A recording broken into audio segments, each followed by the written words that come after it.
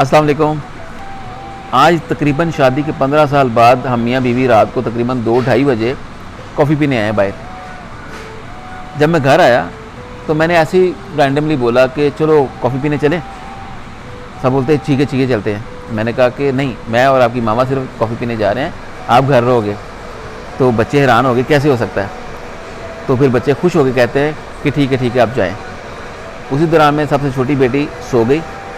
तो जिसकी ज़्यादा फिक्र होती है, जो ज़्यादा मिस करती है, जो ज़्यादा मतलब अकेला बाहर नहीं आने देती, तो बड़े बच्चे कहते ठीक है आप जाएँ, आप जाके कॉफ़ी पी के आएँ।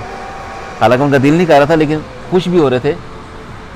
इसके अंदर मुझे नहीं पता मैं क्या मैसेज शेयर कर रहा हूँ, लेकिन अपना एक्सपीरियंस शेयर कर रहा हूँ कि जब आप अकेले होते हैं, बच्चे नहीं होते, आपके पास बहुत टाइम होता है, आप सब कुछ करते हैं, फिर आपकी ज़िंदगी में ज़िम्मेदारियाँ आ जाती हैं, बच्चे आ जाते हैं, फिर उनकी ज़िम्मेदारियाँ पूरी करने में मसरूफ़ हो जाते हैं। लेकिन एक वक्त आता है, बच्चे बड़े हो जाते हैं, समझदार हो जाते हैं। अगर अच्छी तरबियत करें, फिर आपको वो मौका भी देते हैं, टाइम देते हैं, आपकी केयर करते हैं। तो अल्हम्दुलिल्लाह, सिर्फ शेयर करने का मतलब है कि हमारे बच्चे अल्हम्दुलिल्लाह हमारी बड़ी केयर करते हैं।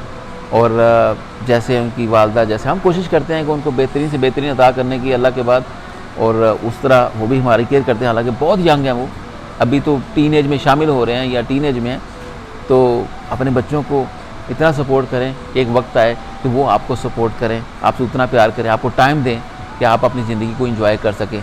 ये ना महसूस हो कि शादी होगी ज़िंदगी ख़त्म हो गई। नहीं, शादी के बाद भी ज़िंदगी होती है, और शादी के कई सालों बाद भी ज़िंदगी के अंदर बहुत सारे रंग आते हैं। जिस तरह हमारी ज़िंदगी के अंदर रंग है, अल्लाह ताला सबकी ज़िंदगियों में वैसे रंग लगाए।